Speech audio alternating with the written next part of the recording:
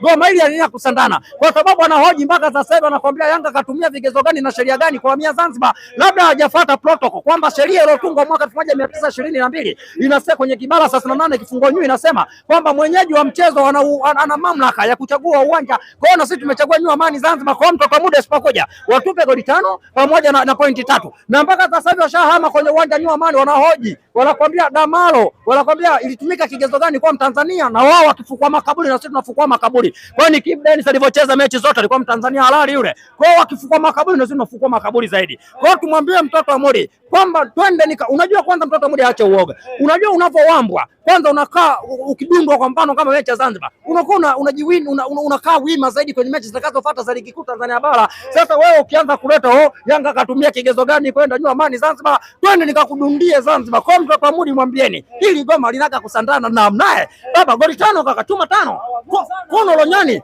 Alafu kiangalia JKT Tanzania, kumbuka ni mwanajeshi ndio. Hii vita ilikuwa kati ya raia na mwanajeshi, unaambia kakala mikono yako kwa mtu mwanajeshi, unaambia kala mkono. Sasa hizi salamu kwanza mtoto wa Mudi kwenye tano hizi hapa anataka kusema JKT Tanzania kibonde, lakini yeye mwenyewe akikumbuka nishawahi kumdunda 5. Kwa hiyo sasa hapa huwezi kusema JKT Tanzania kibonde. Kwa mwambie ni atii sheria na vigezo, afate protocol, twende New Amani Zanzibar. Kwa tumewapa siku 2 za kupumua, Alhamisi, Jumaa, Jumamosi, twende New Amani Zanzibar mtoto wa Mudi.